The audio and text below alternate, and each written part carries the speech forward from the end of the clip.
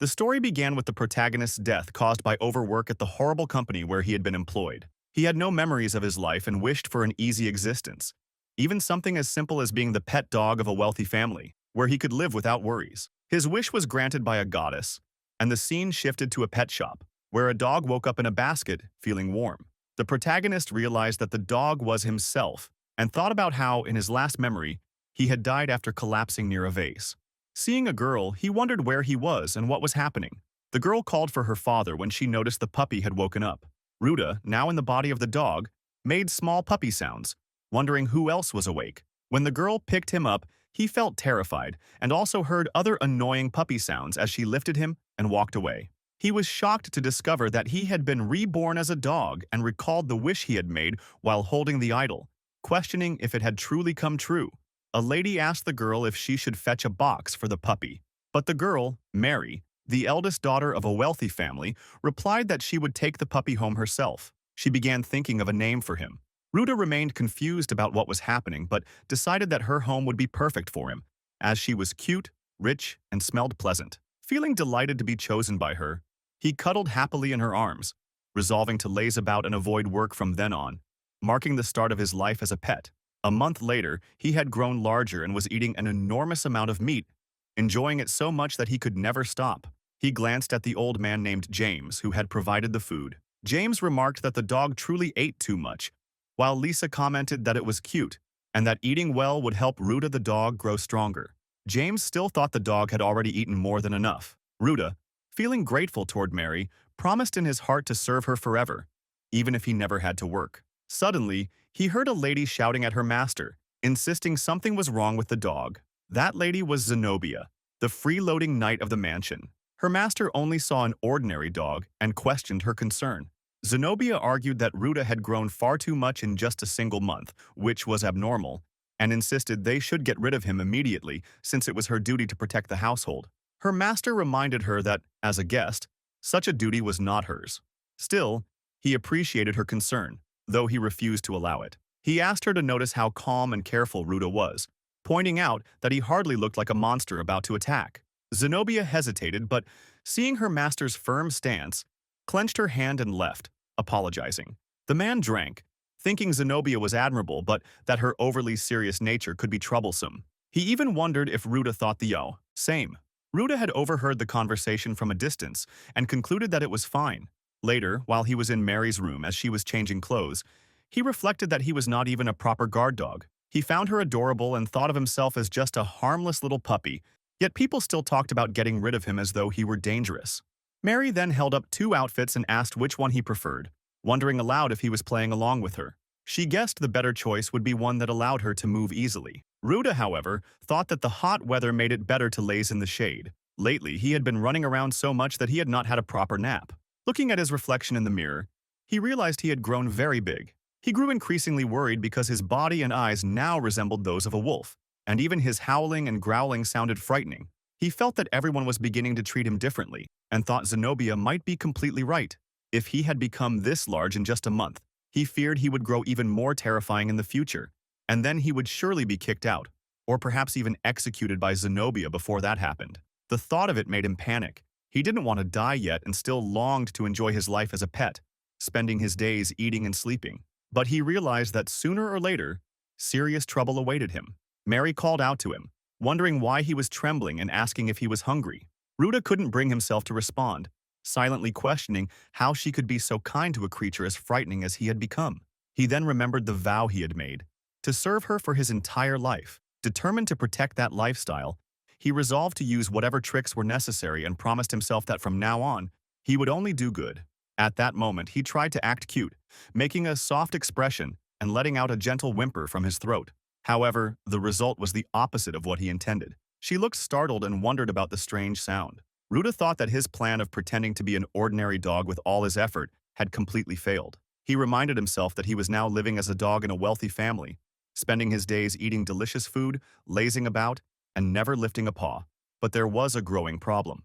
Because of the needless meddling of the so-called goddess, he had become far too large to be considered an ordinary dog. On top of that, a frightening knight had grown suspicious of him. After playing with Mary by the nearby lake, they began heading back. Mary looked sad, wishing she could play longer with Ruta. But the maid reassured her that since the lake was so close, they could return soon. Mary brightened up, happily saying that next time it would be just the two of them. However, Zenobia immediately rejected the idea, stating that it was far too dangerous for even adults to enter the forest without a guard. She explained that although there were few monsters around thanks to the sacred lake's power, those that lived nearby were as persistent as cockroaches, and no one could predict when one might resist the lake's influence and attack. Mary admitted that monsters sounded terrifying. Zenobia then glanced sharply at Ruta, remarking that they had no reason to worry, because if any monster dared threaten them, she would dispose of it without hesitation. Ruta shuddered under her glare, unsettled by how she seemed to direct those words at him. Once they reached the mansion, Mary got down and told Ruta she was going to her lessons. She asked him to wait patiently, promising they would take a bath together afterward. The thought of bathing with her filled him with excitement, but as he waited, a carriage suddenly brushed close to him, making him flinch. Zenobia, who had been driving it, coldly informed him that after she parked the carriage, she had business with him, and that he should wait quietly. Terrified, Ruta watched her leave, convinced nothing good would come of it. As his stomach growled, he decided to distract himself by heading off to get some snacks. When Zenobia returned after parking the carriage, she discovered that Ruta had already left. At that moment, he was happily eating while the master of the house patted and rubbed his head, amused at how much he seemed to enjoy the food. Ruta even let out a sound that resembled a genuine dog's bark, which made him appear all the more cheerful. But his happiness ended abruptly when Zenobia entered, eyeing him and asking what he was doing there. The master wondered aloud if she had come for the snacks as well, but she denied it sharply, stating that wasn't the reason. Instead, she raised her voice at Ruta, reminding him that she had already told him to wait outside because they had important business. The master found it strange that she was expecting so much from Ruta, who was only a dog. Zenobia insisted that the matter between her and Ruta was serious, then grabbed him roughly by the fur to drag him away. Ruta barked frantically, seeking help from the master, but the man simply ignored him. With that, Zenobia pulled him outside. They went to a place where no one would bother them, and Zenobia asked Ruta to reveal his true self. She took out her whip and told him that no dog could grow like that in just a month, which meant he had to be some sort of hellhound. She questioned why nobody around him had ever suspected this. Ruta thought he had worried about the same thing, but the situation didn't look good, and he wondered if it was time to reveal the results of his secret training and use his killing blow against her. She told him not to think of her as a villain, since it was her duty to protect the people of those houses. The supposed villain, however, tried to manipulate her by striking a super cute pose. She responded that it wasn't going to work on her, but when he kept doing it, she told him not to keep looking at her like that. She then realized that he was casting a spell on her and said she wouldn't allow a beast with magic skills to remain in their midst. She prepared to attack, which left Ruta shocked, wondering if she truly intended to strike him. Zenobia mentioned that before he hurt anyone else, she would give him a warning. He screamed when she struck, but nothing happened to him. Instead, when he looked at Zenobia, her sword had broken, a weapon forged by a renowned blacksmith that had cost her a fortune. She was stunned, realizing the weapon had been worth a year's wage for an adventurer. Ruta didn't understand at first, but tried to console her by placing a hand on her shoulder. She broke down crying, wondering if he saw her as pathetic, and questioned why he would show compassion to someone who had just tried to kill him. He wanted to say something, but only looked at her and made a dog-like sound. She told him not to try to look dignified while making such ridiculous noises. Finally, she admitted she was done being fooled. He wasn't just an ordinary wolf, and his dog-like act wouldn't deceive her anymore. She warned him to prepare himself because he wouldn't get lucky again. Yet, when she struck him once more, the result was the same, leaving her in tears again. A few days later, Mary sat wondering aloud why Zenobia wasn't there. Her maid explained that Zenobia had said she needed to go to the city to buy a new sword and wouldn't be back for some time. Mary looked disappointed, since that day had been set aside for their trip to the lake. The maid apologized, saying that no one else could drive the carriage and the lake was far from there. Mary grew sad, and after the maid left, Ruta tried to console her by circling around and making playful sounds. She told him to be quiet, and once everything fell silent, she opened the door and mentioned that no one was around, so they should go anyway. She leapt out and called for Ruta to follow. Ruta was shocked, realizing she was sneaking out. She seemed much more of a tomboy than her appearance suggested. He decided he would go along just this once, but she shouldn't expect him to agree again. Somehow, he managed to climb out, and Mary climbed happily onto his back. She was overjoyed that he had agreed to come along, and she expressed that she truly loved him. Ruta wondered what he was supposed to do with her. Though he admitted he was relieved Zenobia wasn't around. At least he could play without worrying about her anger. They sneaked away together, though Ruta recalled that Zenobia had once mentioned concerns about security in the area. Still, no monsters seemed to be around, so he figured a short outing couldn't be too dangerous. As they continued, however, a group of goblins caught the scent of the young girl, none other than Mary. As Ruta walked on, Mary remarked that the lake was much farther than she had expected. Rhoda thought it was only because they usually went there on horseback. If he increased his pace, she might be in danger of falling. Yet if they kept moving so slowly, they would have to turn back the moment they arrived. He considered stopping altogether, but when Mary noticed his hesitation, she insisted they were not turning back. Instead, she suggested they could take a short break. Ruta agreed, and as they rested, she commented that he was surprisingly comfortable and carried a pleasant scent. While lying against him, she gradually drifted off to sleep. Watching her, he reflected that she studied from morning until night. Despite that, she was still only a child, and whenever she had the chance to play, she wanted to seize it. All of a sudden, Ruta caught the scent of a beast. He wondered if it might be the kind of monster Zenobia had warned them about. He tried to calm himself, telling himself not to jump to conclusions. Perhaps it wasn't hostile and was simply passing through. To be sure, he listened carefully, focusing his hearing the way he used to when listening to his father. What he heard shocked him. The monsters were heading straight toward them. He realized he had to run, carrying Mary with him. But that would be difficult. She was still a child, and if he carried her, she wouldn't be able to hold on immediately after waking. That meant she wouldn't be able to escape, and if it were only him, it would be much easier. Suddenly, even in her sleep, Mary murmured that they would always be together. Hearing that, Ruta carefully freed himself from her grip, feeling guilty as he did so. He moved forward alone, thinking about how he had never fought in his life. Since he had never even considered the possibility of victory, he doubted he could win a fight. Yet he also knew he couldn't escape with her. With a low growl, he steeled himself. When faced with limited choices, he had to choose to confront the monsters head-on. He refused to let Mary's life end like that, and he knew that if anything happened to her, his own life would be over as well. It had only been a month since Ruta had begun to enjoy that life, and he hoped the monsters would take one look at his savage face and run in fear. He wished they would simply give up, return to their filthy hovels, and wallow in despair. Stopping in his tracks, he decided to give a howl to startle them. Gathering his strength, he unleashed such a powerful cry that fire burst from his mouth, scorching the goblins badly. Ruta was stunned. Nobody had ever told him his mouth could release a beam of fire. He thought of himself as only a dog, but if someone didn't know what a dog was, they would surely mistake him for a monster. Zenobia, it seemed, had been right all along. He was something to be hunted. He cried out in frustration, demanding that the goddess fix this. But all he ever received were endless speeches he had never asked for. This time, there was no reply at all. Deciding he couldn't focus on either the monsters or that strange beam for now, he hurried back toward Mary, worried she might have woken up and felt lonely. He only hoped she was all right. When he returned, he found her still asleep. Later, when she woke, he barked to point her toward home, but she resisted, not wanting to leave. Even so, he took her back, thinking mostly of how hungry he was. When they arrived, Ruta went straight to his father. The man commented that Ruta's timing was always perfect, even managing to block his naps, and that preparing his meals was taking longer and longer. He then presented the dish, rainbow trout poêlée à frire, explaining that it was made by flipping the fish, coating it with egg yolk and fresh cream, and mixing it with a broth of freshwater crab.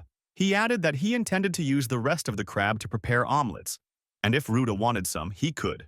Overjoyed, Ruta barked and howled loudly, leaping into the air with excitement. His father warned him to stop jumping, or else he would get fur all over him.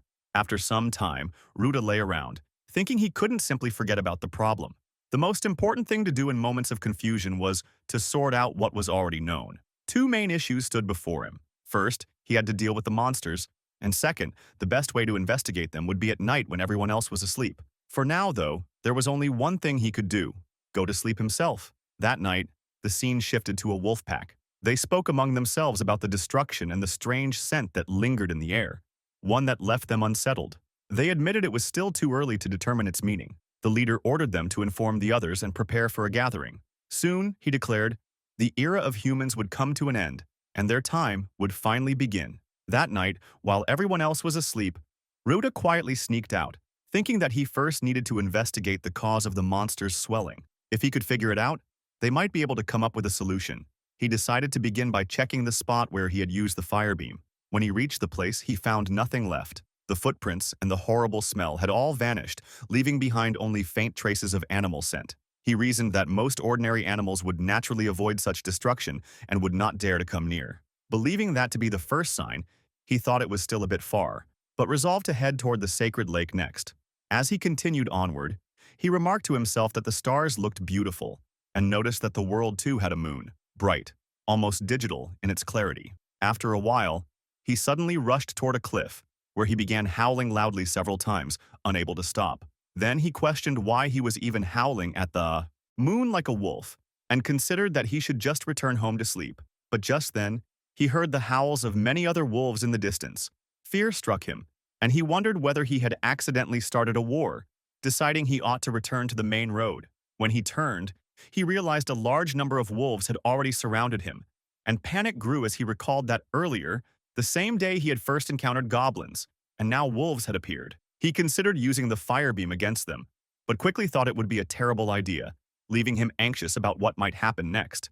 As he inhaled, feeling sick to his stomach, the pack leader suddenly addressed him as their lord, urging him to hold on. To his shock, the entire pack knelt before him, calling him their king. Confusion overwhelmed him as they referred to him as Lord Fenrir, the true king of all Fenwolves. The pack leader introduced himself as Garo and declared it an honor to stand before King Fenrir. Ruta, confused, insisted that they must have mistaken him for someone else, but they denied it, claiming that his fur was sparkling silver in the moonlight, and for that reason he had to be their king.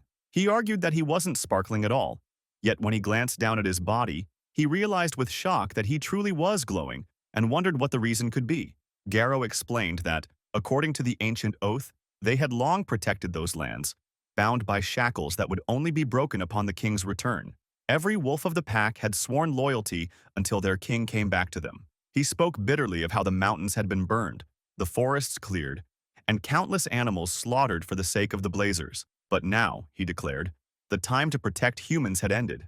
The pack erupted into cheers for their king. Garo urged them all to follow him and let their howls echo as far as possible, declaring that the advance of the king's army would begin there. He then turned to Ruta and told him to release them, for they would race across the leagues to devour millions of humans. According to Garo, the time of humankind had finally come to an end, but Ruta firmly denied it. They were all shocked, and Garo wondered what was going on. Ruta refused to fight against humans, leaving everyone stunned by what he had just said.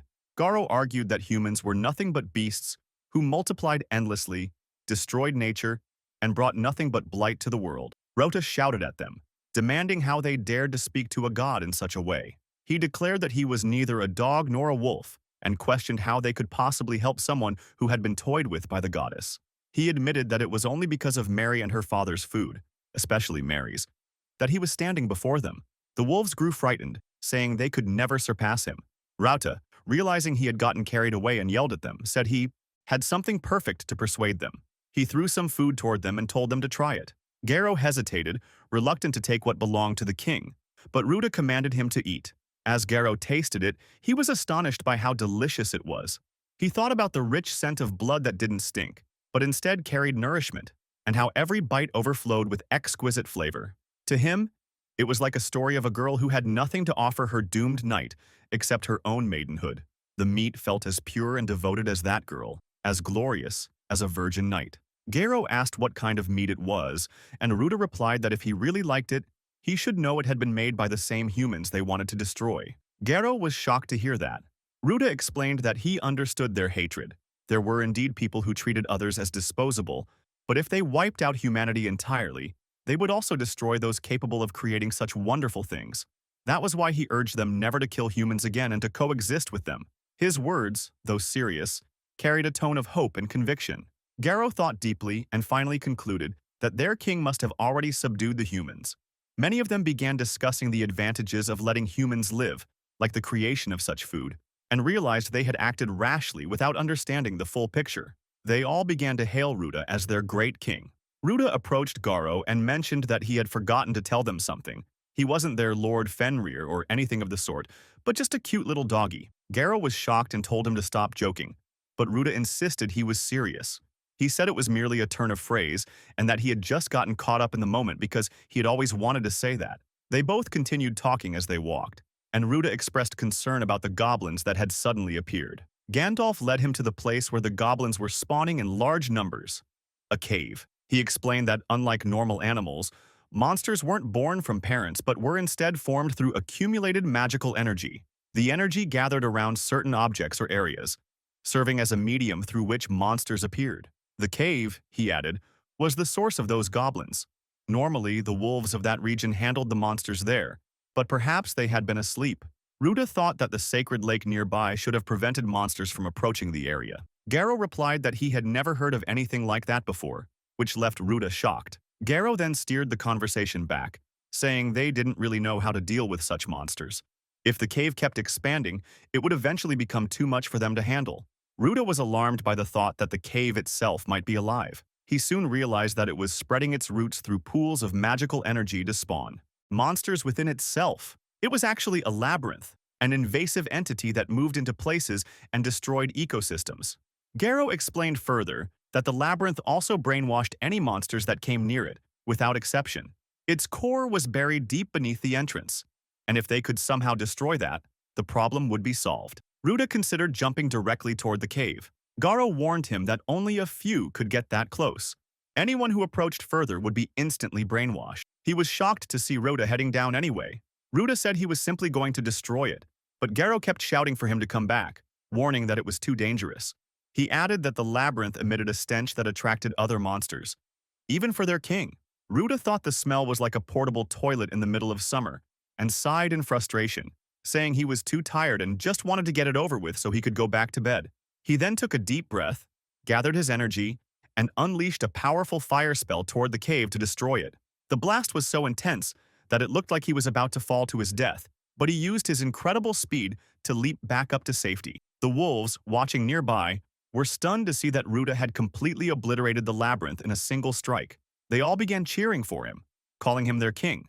Ruta, clearly exhausted, muttered that he had done enough for the day and asked if he could finally go home to sleep. He thought it felt nice to get along with everyone and told them to head back, dismissing them for the day since he was completely worn out.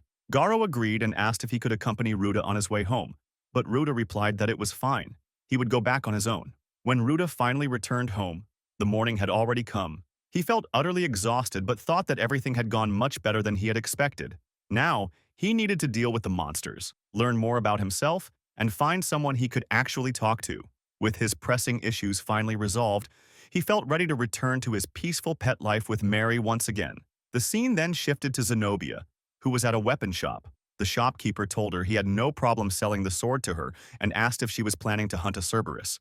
Zenobia replied that she might aim for something even bigger, and with that sword as bait, she would be able to do it. The man mentioned that the blade had been forged by the great Gansh Ru, the legendary beast slayer and fangbreaker, and that its name was Cornu Vastere. The maid of Mary's household handed the previous month's financial reports to Mary's father, and mentioned that Master James had once again inquired about the food budget. The man guessed they should probably expand the pantry before renovating the bathroom, but the maid reminded him it wasn't a joke. Lady Hecate was scheduled to visit. The next day, the man was startled by the reason written on the notice, realizing that her visit was earlier than originally planned. He remarked that if she had come as scheduled, Gandalf would already have drunk the good wine by then. The maid then looked at Gandalf and asked if he would like her to arrange the drinks with dinner. When he agreed, she excused herself and left. Outside, Ruda and Mary were playing together. Ruda finally managed to catch her, and Mary laughed, saying it was her turn to chase him now.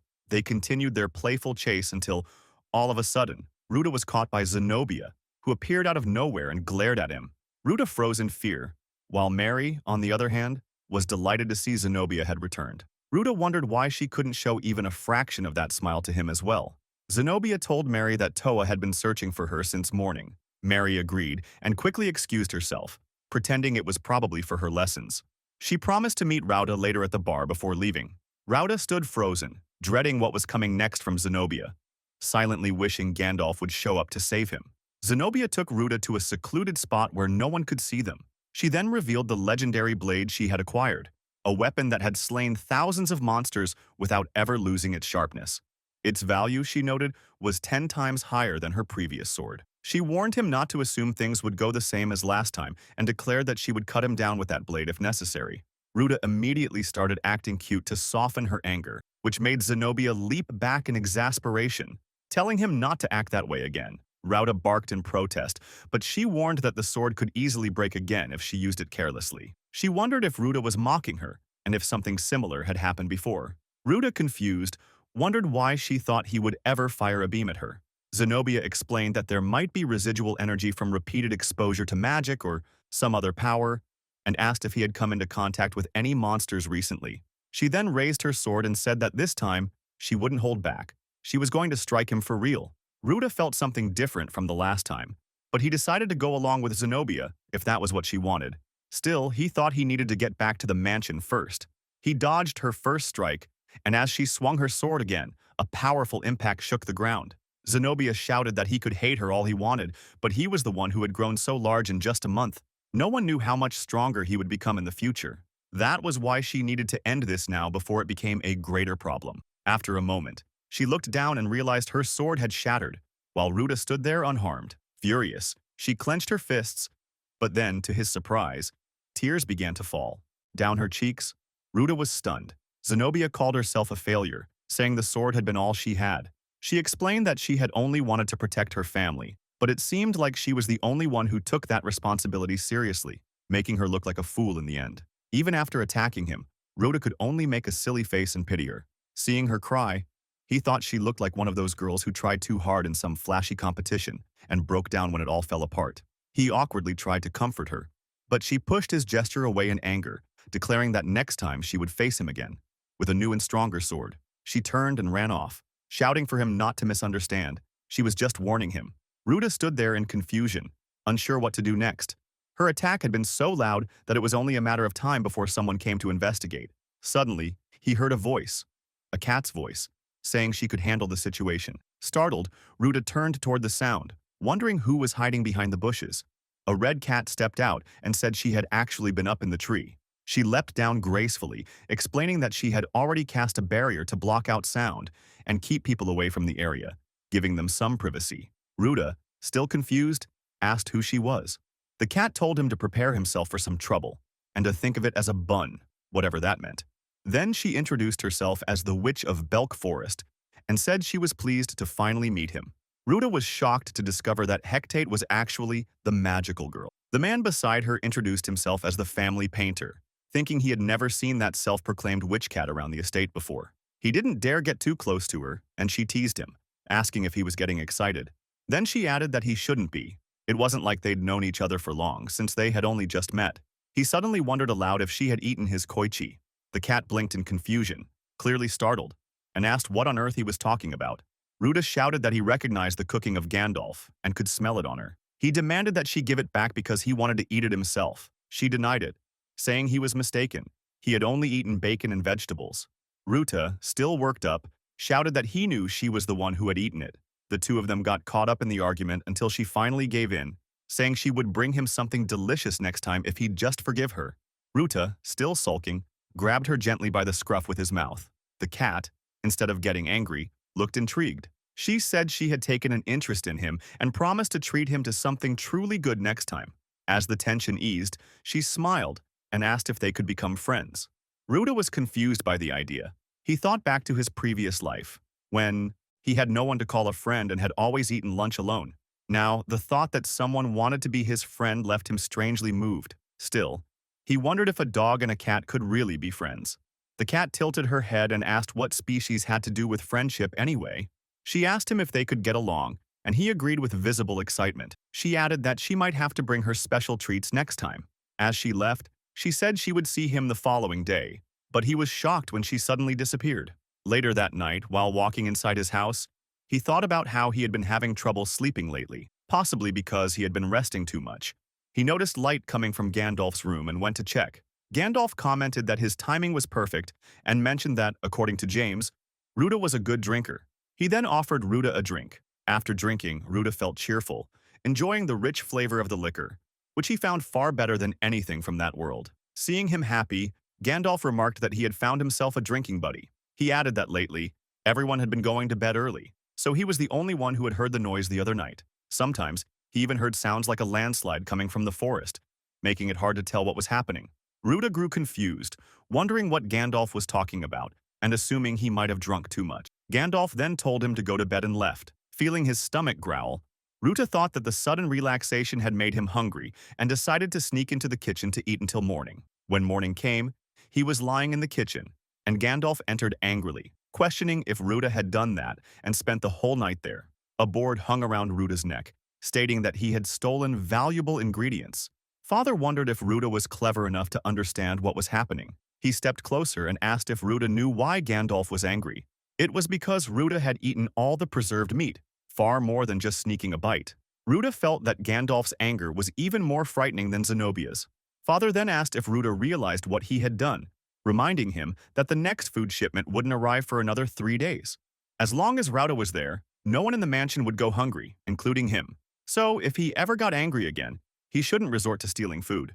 Father assured him that he would give him something better than the stolen meat and said they would continue the discussion after breakfast. Ruta felt happy at the thought of breakfast, but his smile faded when he saw how small the portion was. Gandalf explained that it was the last piece of meat, and he had planned to make it last for 3 days along with the remaining vegetables. But now, that plan was ruined. Therefore, Ruta would have to go and hunt for meat himself if he wanted to. Eat it. Ruta tried to deny his wild instincts and pleaded to be spared, but Gandalf was firm and ordered him to bring back meat. Later, while Ruta was cleaning, Gandalf shouted at him to clean up the mess he had made himself. Reluctantly, Ruta went into the forest, wondering what he should do since he had never hunted before. He then remembered the wolves and called out for Garo, wondering if he was nearby. Suddenly, Garo appeared beside him, startling Ruta. Ruta asked where Garo had come from, and Garo replied that he had been following him since he left. Ruta commented on Garo's frightening expression, which looked different than usual. Garo seemed shocked that Ruta called him scary. At that moment, Bali appeared and told Ruta that Garo was the most beautiful wolf among them, and that such a word shouldn't be used for a female like her. Garo told Bari to be quiet, and then apologized to Ruta for showing such a hideous face. Ruta was surprised to learn that Garo was a female. Her words struck him deeply, and he quickly apologized, explaining that he hadn't realized it just from her appearance and hadn't meant any offense. However, Garo asked him to forgive her instead for losing her composure and said that she would keep more distance the next time he called for them. Ruta apologized to Garo and said he needed her help with the hunt, hoping she would agree to assist him. She accepted and instructed everyone to form ranks, announcing that their king would lead them to the hunt. Ruta stopped her and asked if she was still angry with him. She denied it, saying she would never do anything so improper. She also mentioned that a dangerous monster had appeared, calling it the perfect chance for their king to show off his skills. Ruta was stunned, wondering if they truly intended to make him fight. When they arrived before a giant monster, he was shocked to see it knocking down trees as if they were blades of grass. Garo prepared to teach Ruta some hunting techniques, and he asked her about them. She explained that the first step was to crush the monster's nose, as that species couldn't breathe well through its mouth. Once it stopped breathing, it would stop thinking.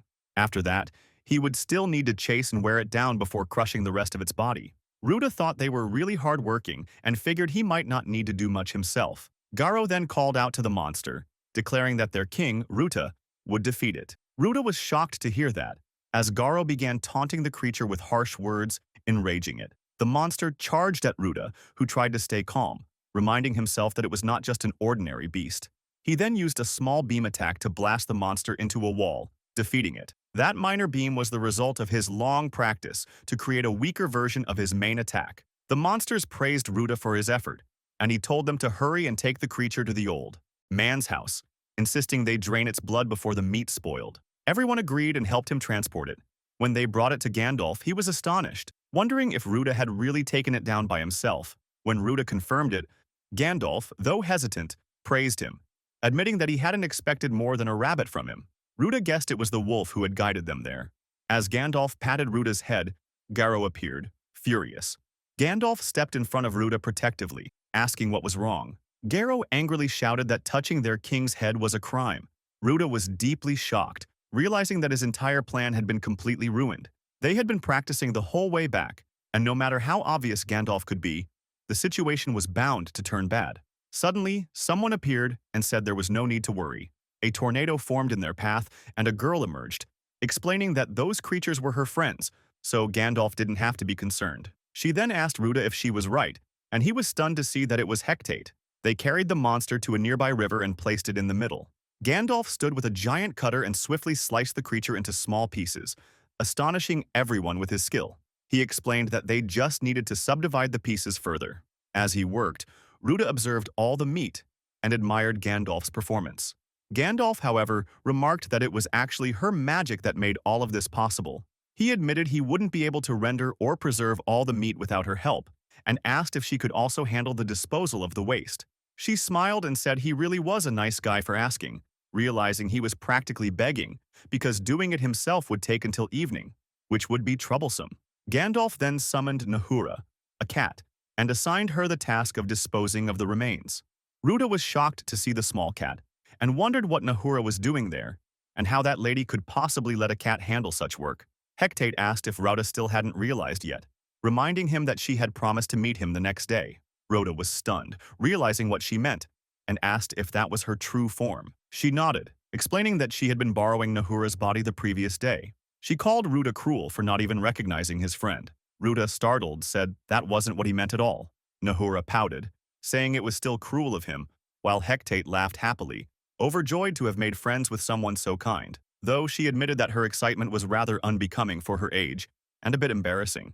Hecate then said it was enough talking and told Nahura to get back to work, promising to fill her stomach later if she did well. Soon, everything was grilled perfectly. Gandalf commented that, ideally, the meat should rest for at least 3 days in cold storage to bring out its full flavor. However, since the wolves were too impatient to wait, he decided to enhance the taste using a special method. He explained that though the ingredients had different flavor profiles, they complemented each other perfectly. Then, he prepared the boar meat with tomato sauce and topped it with melted raclette cheese. As soon as the food was ready, the wolves began devouring it eagerly. Garrow shouted, demanding to know why everyone was eating before their king, but no one paid attention. She stood there, flustered, unsure what to do. Seeing her act awkwardly, Ruta told her to relax and just act normal. When she still didn't, he invited her to join him for some food. Rhoda went over to Gandalf, who teasingly asked if he planned to eat alongside the black-furred puppy, calling it quite the smooth move. Garrow turned red and snapped that it was vulgar to make such an implication between her and the king. Afterward, Ruta brought over some food, and Garrow's mood lifted immediately. She happily wondered if the meat could even help heal the herd's wounds, praising how delicious it was, just like the last time they had eaten together. Meanwhile, Hecate was feeding Ruta, and Garrow kept glaring at her. Eventually, Garrow approached Ruta, saying she was worried about him being around Hecate, since she was a witch known for mysterious magic who often appeared in the western forest. She explained that they had once tried to chase her away, but the situation had completely turned against them. Ruta asked why Garrow was glaring at Hecate if she didn't actually dislike her. Garrow replied that it was for a different reason, and admitted that Hecate didn't really seem like a bad person. Perhaps they should just leave her alone. Garrow replied that it was fine if that was what Ruta desired, and added that she believed he preferred the witch over everyone else. Ruta quickly asked her to forget what she had said, and thanked her for the help, admitting he wouldn't have been able to manage everything alone. Garrow, who had been jealous earlier, brushed it off, and Ruta wondered if she had just muttered something. Garrow denied it, and assured him that none of them would be disrespectful toward the friends of their king.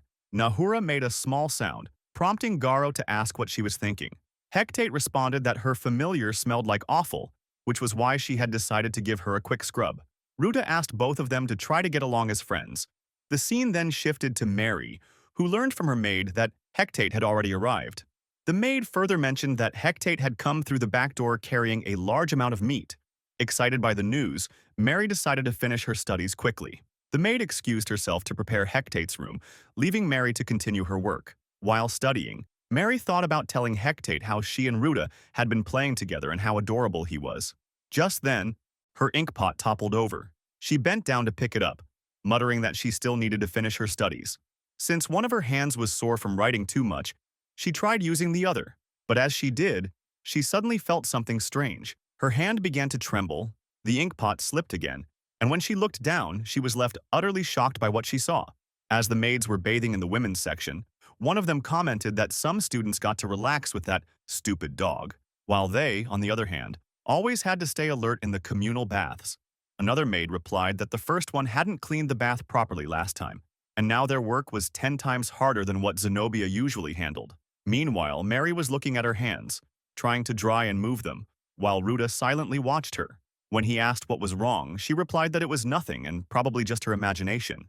Then she asked if he would like to have a nice bath. Ruta immediately perked up, clearly excited at the idea. Mary was about to use a brush on Ruta's body when one of her companions asked if she really intended to do it herself. Mary confirmed that she did, explaining that she had studied how to make Ruta comfortable and happy during a bath. The companion felt awkward and asked her not to say such things in public. Mary began rubbing Ruta's body, and Ruta started to feel something unusual. She continued brushing his fur, saying she would make the soap fluffy to wash his legs, and that the next part would be his bottom, for which she might need more bubbles. However, after a while, Ruta's body suddenly grew much larger, which made Mary anxious. Nahura, who was also present, remarked that it seemed like Ruta was going through the bringer as well. Ruta and Nahura then spoke, during which he called her Kitty. After some time, Nahura introduced herself as a homunculus and the familiar of the witch of the forest. Ruta was confused and asked what she meant, and Nahura explained that she was more intelligent than an average cat and could use a bit of magic. When Ruta heard her mention that her head could also come off, he was left wondering what she really was. Nahura kept teasing Ruta, saying there would be a lot of blood and that he currently looked far more terrifying than before, compared to his once honorable appearance.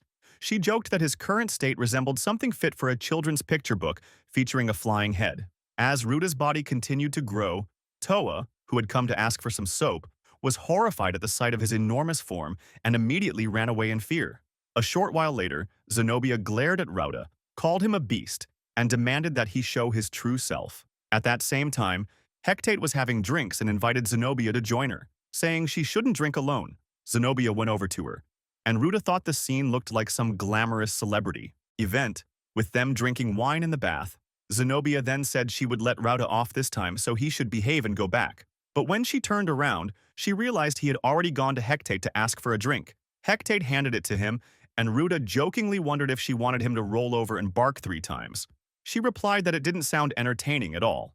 Then, pouring some wine on her leg, she stretched it toward him and teasingly told him to lick it, like a desperate bug sucking sap from a tree. Without hesitation, Ruta did as told, though he felt something strange while doing it. He silently questioned what kind of person she thought he was, yet also felt that his tongue was more than ready for such things.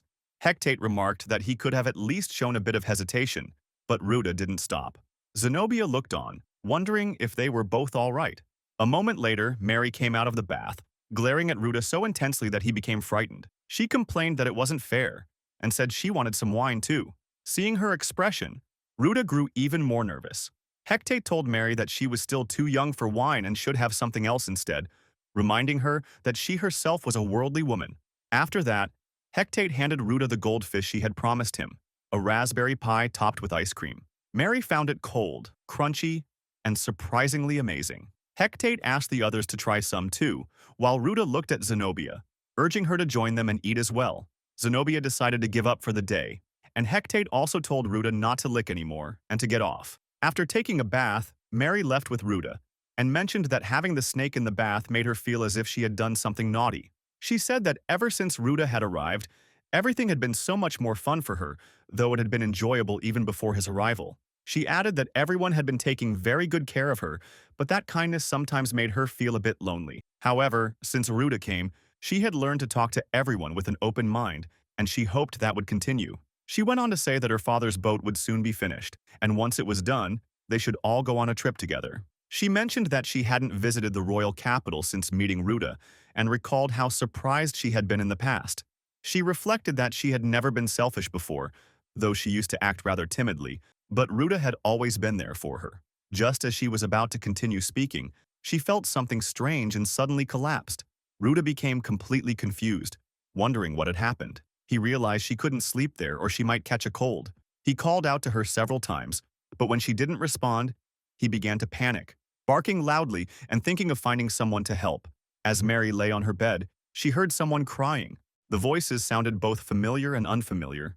She wondered if she had made Ruta angry or worried. She felt she would soon get back to normal and wished Ruta wouldn't be so kind to her. When she woke up, she saw her father and Hecate by her side. Hecate gently told her not to speak loudly and asked her to get up slowly, saying it was just Mary's usual illness. The symptoms had shown up a little earlier than expected, but it would be fine as long as she took her medicine and rested, just as she always did. However, Mary sensed that something felt different this time. Suddenly, she coughed and spat out blood, then began to cry and apologize, saying she had accidentally skipped her medicine. She promised she would take it properly from now on and would be fine. Her father, though upset, told her to take her time recovering. She agreed, though she seemed dazed and surprised. Just then, Ruta came to her side, his face flushed. He insisted that she was fine and would get better soon. He had already promised that he would stay with everyone, so she shouldn't look at him with such worry. After that, Gandalf and Hecate stepped outside. Gandalf, clearly worried, wondered if Mary was really going to be all right. Hecate assured him that Mary would be fine, explaining that it happened every year and that he should calm down. But Gandalf couldn't. He insisted that it was worse than usual this time. He knew his daughter had never lost consciousness before, and if things continued like this, her condition could become serious. Hecate stopped him from saying more and told him he hadn't changed at all, that although he had grown up physically, he was still the same crybaby inside. She reassured him that Mary would recover if she stayed in bed and took her medicine properly. As always, she would get better within a month, and Hecate promised to take care of her, but she would still need everyone's help. She then assigned tasks to Miranda, Toa, and Gandalf. After the three of them left, Hecate turned to Zenobia, thanking her for her help.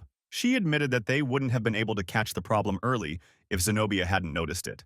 Zenobia, lost in thought, mentioned that it was actually Ruta who had found Mary in that condition.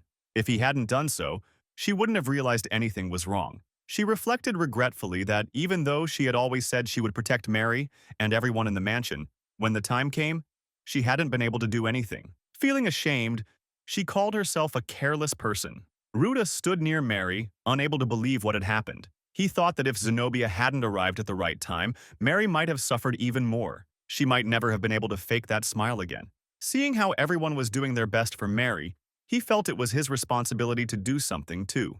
That night, he went to Hecate to offer his help. She told him about the wyrmneel, a legendary herb said to grow only near dragon nests.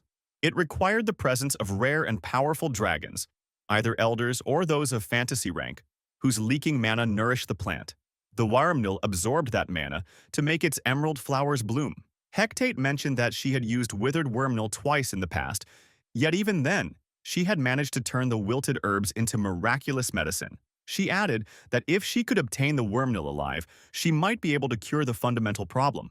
Ruta thought about it, and she explained that the illness settled about a month after breaking out and reappeared every year. All she had been doing was strengthening Mary's physical resistance during that month so she could endure it. Hecate still hadn't been able to completely eliminate the illness. Ruta understood what it was and what could cure it, then wondered why no one had searched for such a herb if it existed. She explained that they wouldn't be able to find it, as greater dragons were among the rarest beings in the present age, though she believed they had been more common long ago. Ruta realized that it wasn't going to work. Hecate then continued, explaining that there was a great forest protected by someone for an unknown reason, and that the guardian of that forest might know something. She assumed that someone who had a connection to the guardian could possibly help. Ruta thought of Garrow and asked Hecate if she wanted him to go to someone for help. Hecate wasn't confident that he could do it, but she believed someone who had heard about Mary's condition might be able to obtain the medicine if they went with Ruta. That way, he could manage to find it and bring it back. Ruta agreed, saying that no one else around there could handle something like that. Zenobia overheard everything and quietly left. Ruta grew even more curious, but Hecate told him that she couldn't afford to take such a gamble under the current circumstances. She then asked if Ruta could take on a small task.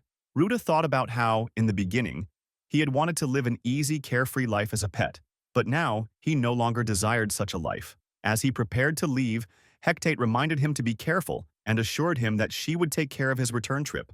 After some time, Ruta reached the forest and called out for Garrow's help. Garrow appeared from a distance and approached him, and Ruta explained everything to her. Garrow said she had an idea and shared a story she had once heard from the mother of a former leader. She pointed toward a sacred mountain from which a waterfall flowed, saying that behind that waterfall was a cave where, according to legend, a blue dragon that had died since ancient times lay in slumber. The journey would normally take 3 days, but Ruta could make it in half a day. Ruta wondered why everyone was giving him such a difficult task, then started heading in that direction. Suddenly, Garrow stopped him, warning that it was too dangerous to go alone and that he should at least take her along.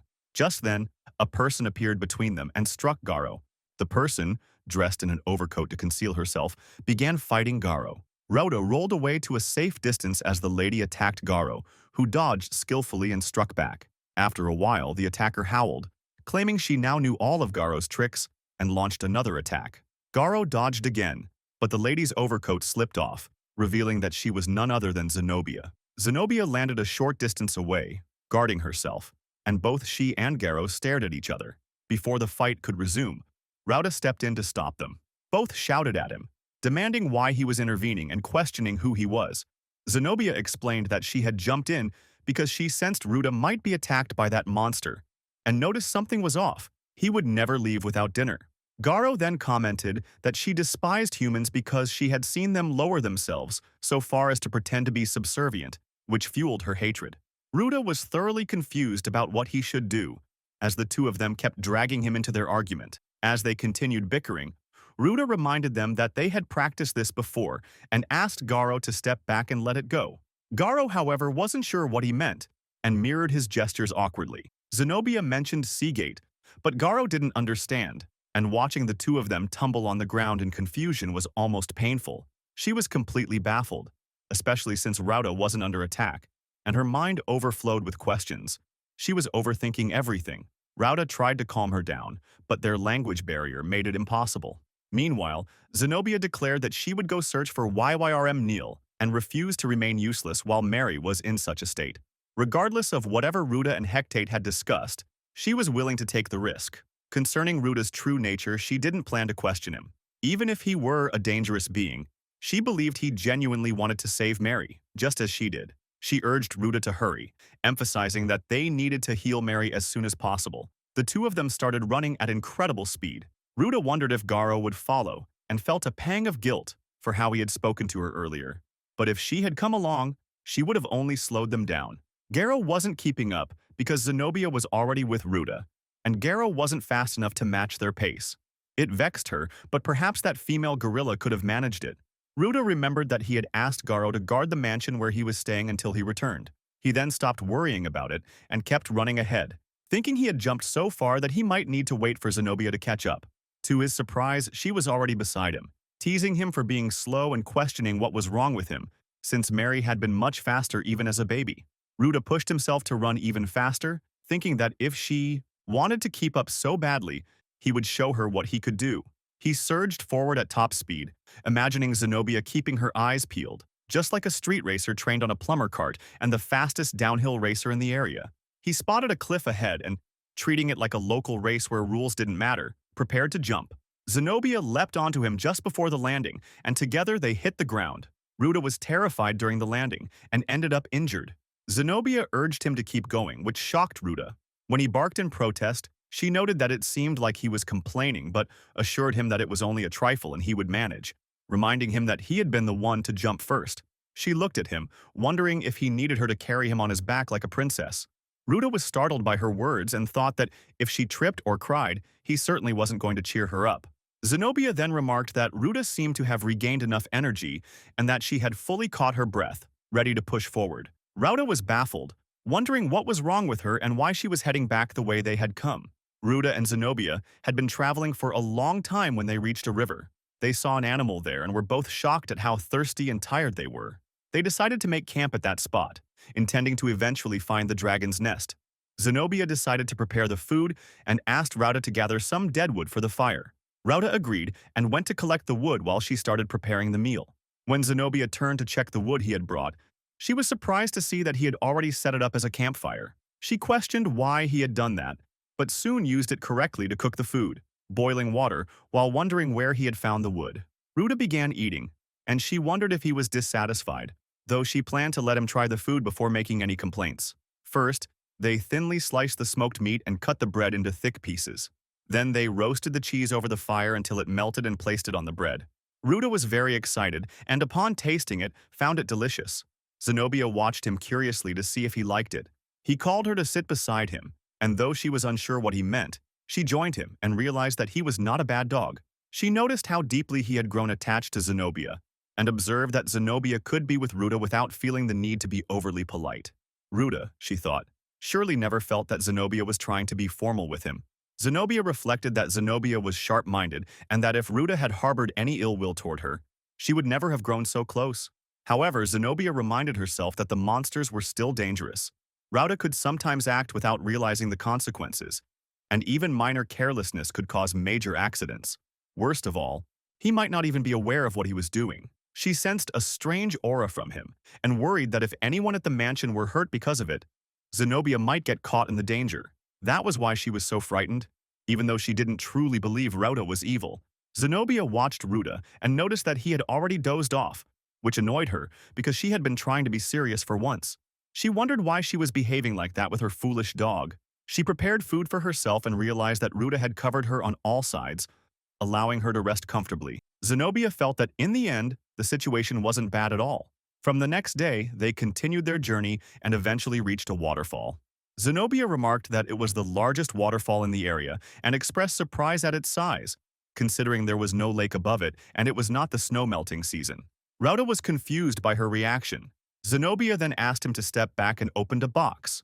Ruta watched as Zenobia formed a giant sword and struck the waterfall. He realized it was the Dragvane sword, a magical dragon-slaying sword that had been passed down through her family. According to the stories, the sword could slice through a dragon's fire and magic, and it appeared the tales were true. Ruta felt a surge of fear, realizing how dangerous the sword was, and knew he would need to develop a new secret technique to defend himself. As he sat there, Zenobia wondered what he was thinking. They both proceeded inside, with Ruta moving cautiously on foot. Zenobia warned that if Ruta wanted to fool around, she could leave him behind, and the dragon might detect their presence. She added that this risk was precisely why she had broken the barrier. They continued moving forward, noticing lights created by a type of fly clinging to the ceiling. Ruta thought it would feel more like a stealth mission, but he saw no footprints and considered that perhaps the dragon was not home at the moment, which he thought would work in their favor. Zenobia remarked that it might be a convenient path for them right now, though she admitted she did not know how well her current self could handle an elder or fantasy dragon. She warned that if they appeared likely to be discovered, they should retreat immediately. Regardless of the situation, Ruta had no intention of fighting. They soon reached a wide, open area. Ruta glanced around carefully, and Zenobia observed that the dragon did not seem to be present. She noted that if this was the nest, Wormnil might be somewhere nearby as well. Ruta approached a flower, and Zenobia expressed her approval, as it was exactly what they had been looking for. They gathered as much as they could carry and prepared to leave. She felt relieved that everything had gone more smoothly than expected, and thought that with this, they might be able to put an early end to Zenobia's sickness. Suddenly, Zenobia sensed that something was wrong. She realized it could not be this easy, and even with the barrier in place, it would not make sense for everything to have gone so smoothly. She noticed there were no traces of excrement or leftover food, nor any footprints along the path leading out.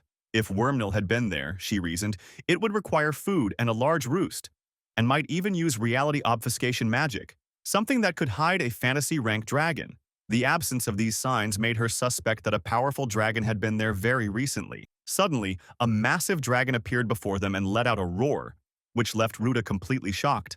As the dragon roared so loudly, Zenobia told Ruta to just listen to her and run, assuring him that she would follow. Gandalf was stunned and trembling at that moment.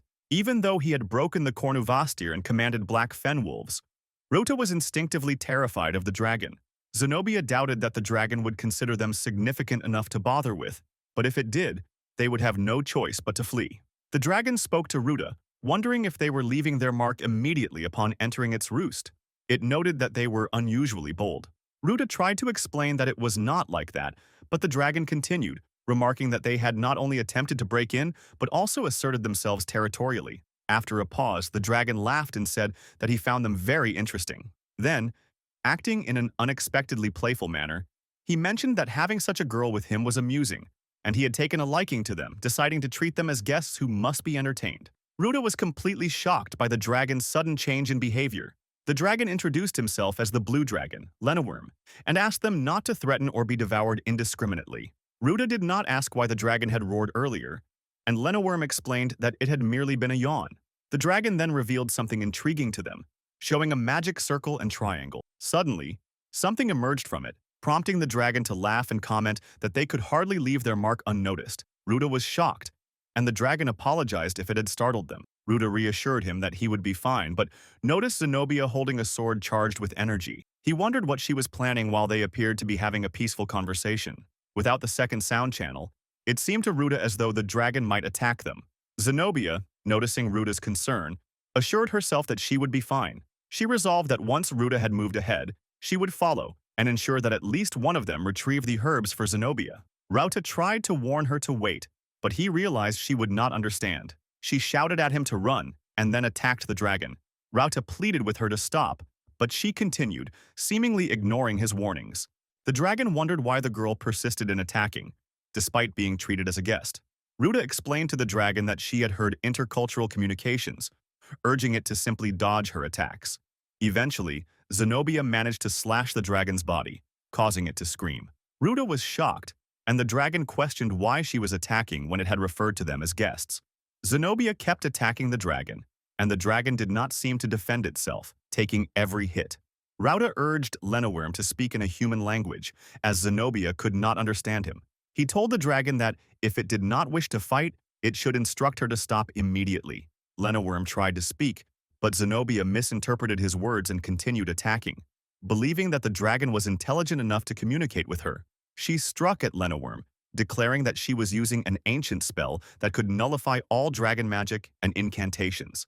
The dragon genie screamed loudly, and Zenobia shouted for it to lie down and die. A massive blast erupted, and she thought she had defeated it, believing that this would buy Ruta enough time to escape. However, she was surprised to see that Ruta was still there. Gandalf roared with such force that the shockwave threw Zenobia into a wall. Ruta worried about her, fearing that the impact might have caused severe injury to her bones and organs. He then looked to Lenowyrm, asking if the fight could end since Zenobia had been hurt. Lenowyrm replied that he could have forgiven the theft, but it did not matter. He would overlook her attempt to destroy the entrance as well as the cuts she had inflicted on his body due to the misunderstanding. Ruta felt terrified as Lenowyrm explained that he had isolated himself for millennia and had never experienced such humiliation. He had no intention of forgiving Zenobia, but would allow Ruta to escape, telling him not to worry about where he went. He simply needed to get out. Ruta asked Lenowyrm to exercise restraint, but Lenowyrm stated that he would remain still only to deliver punishment. As Ruta prepared to attack with a beam of light, Gandalf redirected it with his shield, shocking Ruta. Gandalf, concerned, wondered whether it had been the ultimate destructive magic, capable of breaking even his barrier, and that, if it had hit fully, even he would have been obliterated. Ruta, trying to calm himself, considered firing again, but Gandalf blocked it. He marveled at how Zenobia had managed to harm the dragon, given the vast difference in their levels. Suddenly, Ruta was trapped in a magical circle and struck repeatedly. Zenobia, standing at a distance, was hit by rocks dislodged by Lenowyrm. Gandalf observed them and wondered why the fight had occurred at all, recalling that the Finwolves had been mortal enemies of humans for over 1,000 years. He concluded that the conflict might never have happened if Zenobia had not been so impatient. Beneath the falling rocks, Ruta called out to Zenobia, noting that she had tried to kill him multiple times and that he had saved her. He reflected that she would probably attempt it again, but upon realizing that she had been saved by someone she considered an enemy, the proud swordswoman would likely be frustrated and start crying. He admitted to himself that he wanted to comfort her frustrated tears. Ruta rushed forward, clumsily but determined, and used his sword to clear all the falling rocks. He declared that he did not need any reason other than to save her and held the sword in his mouth while doing so, leaving Lenowyrm shocked. Ruta launched an attack on Lenowyrm, who protected himself with a powerful barrier. Despite the resistance, Ruta's determination burned fiercely. He truly wanted to end this battle. The fight continued relentlessly, and Ruta realized he couldn't keep watching Lenowyrm like that. He had to act. He admitted to himself that the dragon had been right. He disliked danger, but he didn't want to live in fear anymore. Resolving to strike, he prepared his next move while the dragon began chanting a defensive spell to strengthen his barrier with a deflection shield. Ruta threw his sword, thinking that tears born of fear and pain were not the kind he wished to taste. The sword shattered Lenowyrm's barrier and sliced through his neck. In that same instant, Ruta gathered his remaining magical energy and struck once more, determined to end it completely. He believed he had finally defeated the dragon, but Lenowyrm was still alive. Ruta wondered when Lenowyrm had managed to cancel the magic. It was the same technique Ruta himself had used, so why hadn't the dragon used it from the start? Lenowyrm replied that Ruta was a strange one, capable of firing a spell like that. He explained that what Ruta had just done would normally take days to prepare, as he had simply forged and released the energy right before him. Though Lenowyrm had been trying many things, Ruta replied that he didn't care for any kind of glory. What he needed was the axe. At that moment, Nahura appeared, announcing that she had finally caught up. She remarked that no matter how she looked at it, Ruta had moved incredibly fast, and then she asked what had happened there. Observing the scene, she wondered aloud whether the herbs would still work after being burned to ashes. Then, realizing the situation was more urgent, she said that the herbs were not what mattered right now, and asked again what exactly was going on. Lenowyrm told them that if they needed the grass, he would have made different arrangements earlier, but now he decided to let them have it. He granted them permission to go deeper into the cave. As Ruta and Nahura entered, they found a vast number of the flowers they had been searching for, and both were thrilled. Lenowyrm explained that his millennia of solitude had not been by choice. Those flowers had grown by absorbing the magical essence that leaked from him, and over time, they had made their way into his heart. He added with a faint touch of humor that perhaps a stern-looking blue dragon caring for flowers was a notion worthy of ridicule. Ruta remarked that Lenowyrm was far gentler than he had expected and apologized for the harsh things he had said earlier, especially for calling her an Ugo, which he admitted had been out of line. Nahura then called out to Ruta, informing him that the transference was ready. Ruta hesitated, wondering what would happen to Zenobia.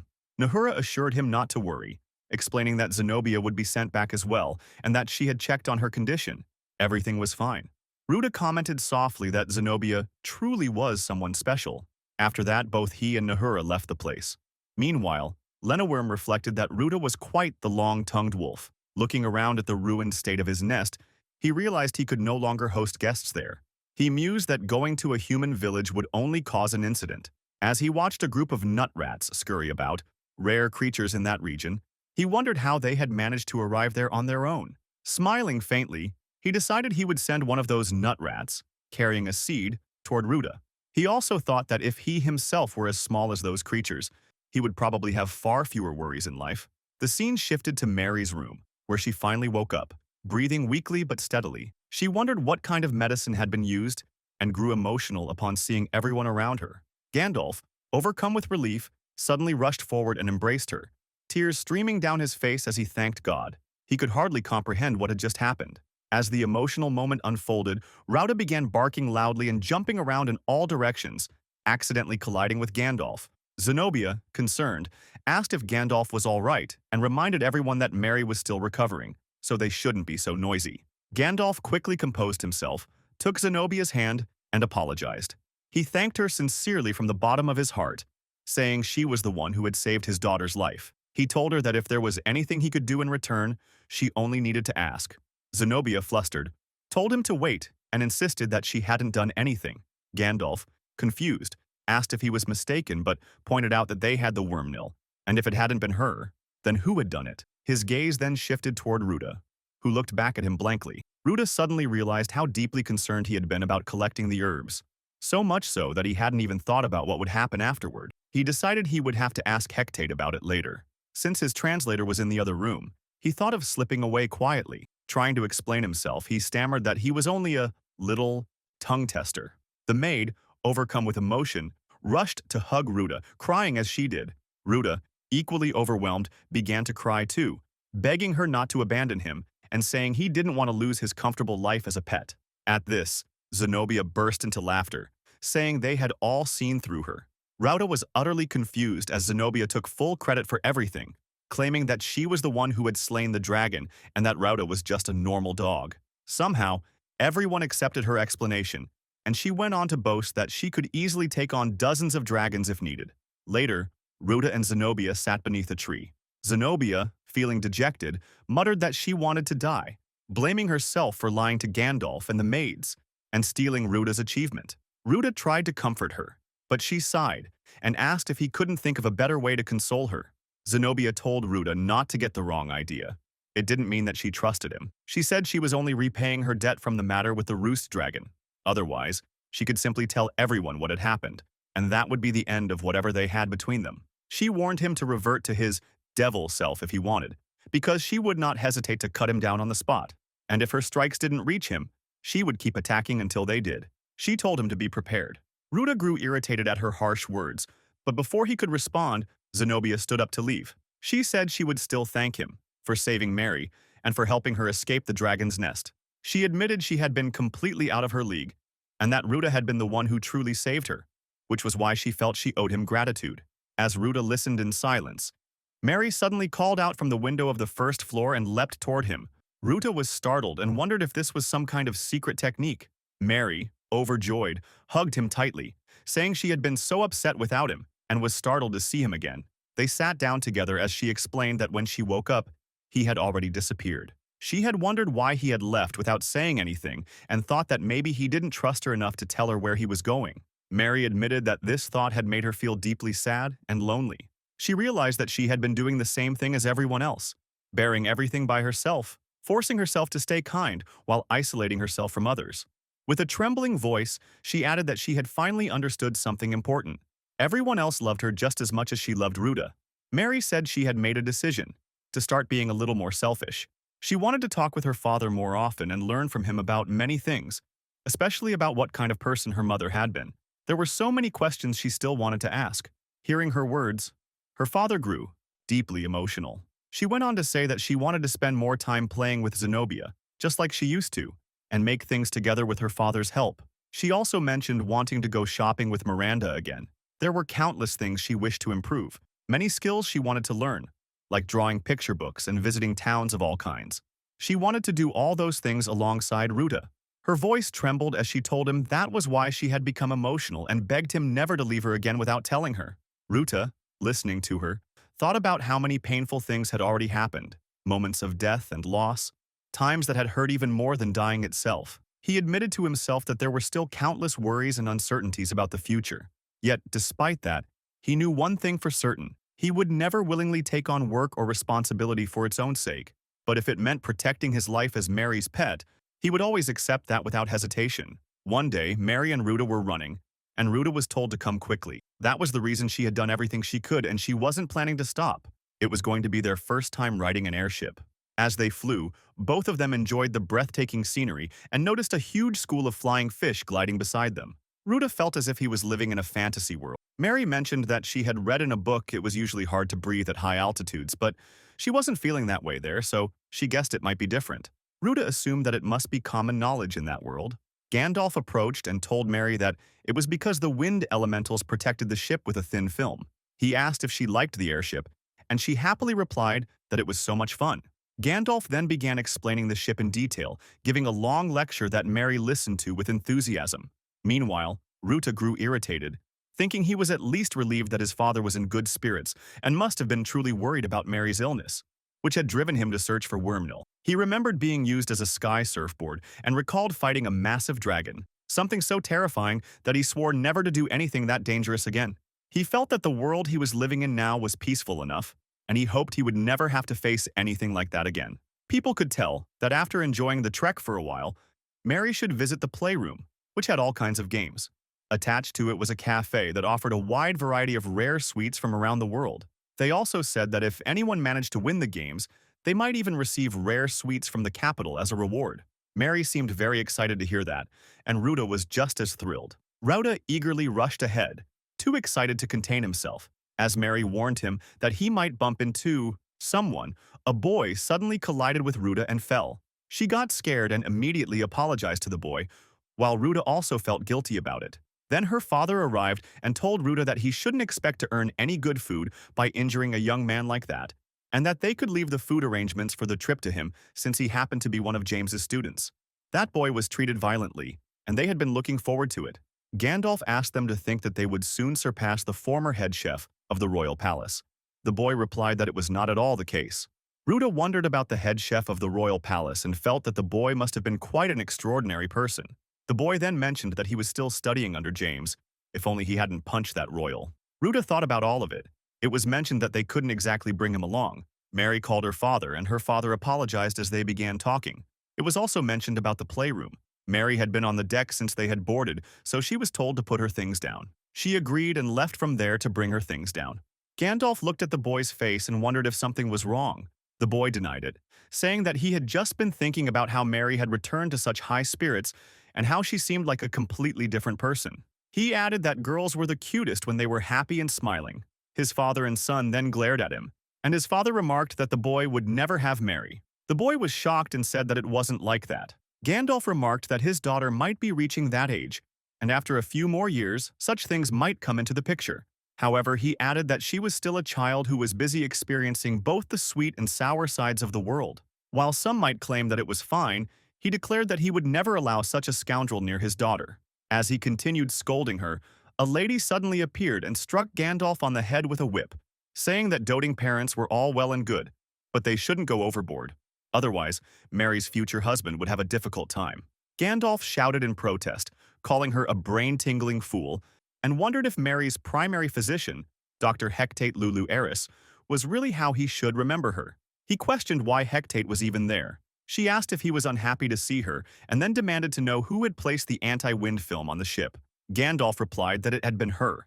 She asked again who had given him the crystallization technique for floating ore, and spoken with the Institution of Magical Research. Once again, he admitted that it had been her. Then she questioned who had failed to invite the one who had put in all that effort.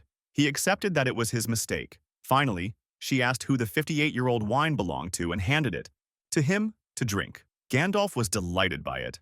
After that, Hecate extended her hand, telling him to get up and stop crying. She said she would let him have some more, but not enough to overly raise his uric acid level. Overwhelmed with emotion, he hugged her and thanked her for the drink. Rauda and the boy watched the scene unfold. Rauda thought he had heard similar stories before and wondered if the wine was really that good, especially since his father had been saving it for a special occasion. Just then, he heard a familiar voice. Merry came running to him, apologizing for keeping him waiting, and got excited upon seeing Hecate. Hecate commented that it seemed Merry wasn't a nuisance. Merry quickly denied it, saying she was delighted that Hecate would be traveling with them. Hecate affectionately called her an angel, unlike the men, a comment that hit Ruta deeply. She then suggested they play together and buy souvenirs for Toa and the others. Ruta told her that he hadn't said anything to her earlier, and she replied that the brainwashing must have been a bit harsh. She told him to keep doing his work but to try to understand women better. He asked her to enjoy herself as well. Ruta then looked at Zenobia, who appeared exhausted from playing cards because she had been losing. She looked on the verge of tears, and the maid mentioned that she had already asked Zenobia to stop. Zenobia cried, saying she had no money left. The lady pointed out that it wasn't the same thing and asked if Merry wanted to play too, since a win could earn her the King Marshmallow. Merry agreed, and Ruta comforted Zenobia, who muttered that gambling was scarier than dragons. During the game, Merry won the King Marshmallow, and everyone was having fun. Merry remarked that it was a shame there weren't many games Ruta could play. Ruta looked at a few coins, let them fall, and thought that he couldn't even read the letters or numbers on them. Still, he found comfort in the fact that the cafe food was so satisfying. What he had expected to be leafy turned out to be juicy and fragrant. The crisp yet springy toast, along with the sweet and sour sauce, felt like a perfect harmony, as if having a jazz season together. Gandalf spoke to a man, saying that he had truly improved and that his progress would make a good case study to help bring James back. The man replied that large cutlets were popular in the capital these days, and he was simply imitating that trend. Merry wondered if the boy often visited the capital and what everyone there was talking about. The boy said that some people were discussing the detection of large-scale mana usage in the northeast, while others were talking about men in a certain alley of the shopping district who had the life scared out of them. As he continued rambling, Ruta grew increasingly irritated by what he was hearing and suddenly slammed the table. Merry asked if something was wrong. Ruta, however, not only slammed the table but also caught a mouse to show everyone, claiming that he wasn't such a pervert as to let a mouse turn him on. The mouse then spoke, saying his heart had sunk when their ultimate spells had cancelled each other out. A moment later, Ruta rushed away, leaving everyone confused as they heard a scream. He took the mouse outside, wondering if it was actually the dragon Lenworm. The mouse asked if Ruta still hadn't realized it yet, and told him to call him Len instead. Lenworm then wondered where the sleeping quarters were, and casually suggested that they could make children right away. Ruta was completely shocked upon hearing that, panicking about marriage and insisting that such things required several steps first. At that moment, Nahura appeared and introduced herself as Rauda's lover. The three of them began arguing and fighting over the situation until they finally reached the imperial capital. Meanwhile, in the capital, a lady was speaking to someone, wondering if the reports she had received were merely jokes. The other person denied it, saying that when they investigated the mana levels from that incident, they discovered that nothing of such magnitude had been seen since the war against the demon lords thousands of years ago. The lady was deeply worried, but relieved that it wasn't causing public panic yet, as the last such occurrence had been so long ago and the demon lord had become little more than a fairy tale. She ordered that A-rank and higher adventurers be dispatched to investigate, not to hunt, and that preparations be made to evacuate citizens by ship if necessary, even though it would cost a fortune. After that person left, the lady reflected that it had been 100 years since the first leader had departed without passing anything down. She noted that high-reward missions had decreased because of the long peace, and the capital's and local peacekeeping forces' minimal budgets had been shrinking each year, worsening their financial crisis. She wondered why the expeditions had been stopped, thinking of the high-ranking dragons and the large-scale mana emissions detected in the Falk's territory. Remembering the rare and costly medicine known as wormnil, she considered that perhaps something, or someone, hidden within the supposedly impenetrable forest there was behind it all, and that it might finally be time to look into it. Their airship landed in the capital, and Mary and Ruta stepped out with excitement written all over their faces, saying it had been a long time since they had seen something like that. Hecate mentioned that she would now be heading to the guild. Mary agreed and told her they would meet later that night. She then turned to Ruta and asked him to come along. They walked through the bustling market, where delicious aromas filled the air and foods unlike any Ruta had ever seen were being sold. To him, it truly felt like a fantasy world. Mary laughed, saying that Ruta seemed overly excited. The maid agreed, teasing that Mary herself had been more excited all day. Mary admitted it, saying that although she had been there several times before, everything felt new and different this time, as if their entire world could change with just one feeling. Thinking of all the adventures and happiness waiting for her in the future brought a bright smile to her face. Gandalf, however, grew worried, saying that Mary had already wandered too far from him. The maid gently excused herself and urged him that they should get going as well. Gandalf, holding back tears, said he couldn't bear the thought of Mary being kidnapped. Zenobia, now dressed in a different outfit, reassured him that Mary would be fine. The area was safe and well patrolled, thanks to the guild's efforts. Besides, getting involved with nobles, let alone the Falk family, wouldn't be worth anyone's trouble. She reminded him that Ruta was with Mary, so no one would dare to do anything reckless. She noticed his expression and asked what was wrong. Gandalf replied that it was nothing. He had just been thinking about how close Zenobia had become with Ruta. Zenobia quickly denied it, saying she would never get that close to him. Gandalf calmed down, feeling reassured since Zenobia trusted Ruta, and so he decided he would trust him as well. Zenobia, however, grew slightly annoyed, pointing out that he hadn't exactly trusted Ruta from the start. Just then, a man approached them, apologizing for being late. He introduced himself as Henry Morgan of the Morgan Trading Company, expressing his pleasure that they had come such a long way. He said their partnership would surely benefit both sides. Gandalf agreed warmly, saying he considered himself lucky. In the past, his entire family had worked hard to protect his daughter, and now it was his turn to do his part to protect the family in return.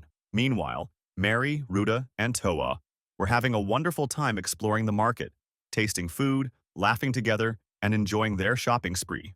Mary was having so much fun in the city, and although she had been worried, she realized she probably shouldn't have been. She wondered what would happen if Ruta startled the people there, but since everyone was watching and seemed scared of him, she wouldn't be able to notice or comment on it.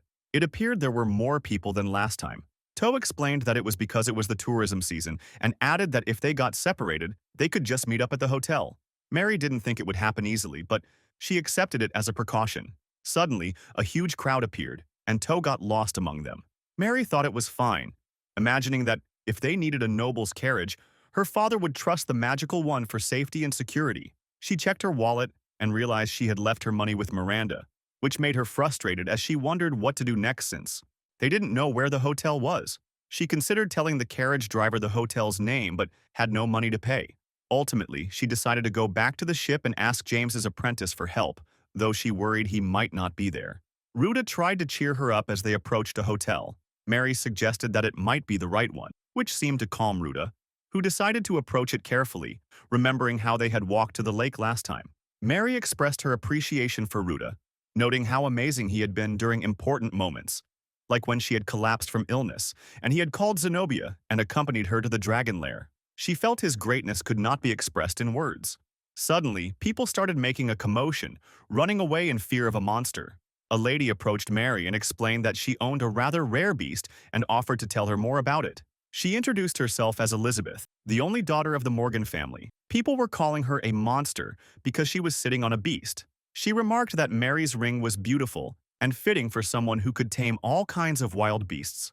Elizabeth, being the foremost among beast tamers, suggested that Mary should give her beast to Elizabeth as well. Ruta and Mary were confused, and Elizabeth continued, explaining that her help wouldn't come for free and that she expected something in return from Ruta. Lenowurm, sitting on Ruta's shoulder, remarked that it seemed Ruta was very popular and jokingly suggested that he might eat the thieving cat. Ruta asked Lenowurm to stay calm. Elizabeth reassured Mary not to worry, saying that very few people could handle a beast as skillfully as she could. She pointed out her ground dragon, Christina, as an example. However, she noticed that Christina had already fainted. Lenowurm told Ruta that the dragon had faced the brunt of Elizabeth's glare and that it was difficult on any other dragon. Elizabeth tried to wake Christina, but the dragon remained unconscious, which made Elizabeth very worried. She even wondered if Christina was deliberately making fun of her.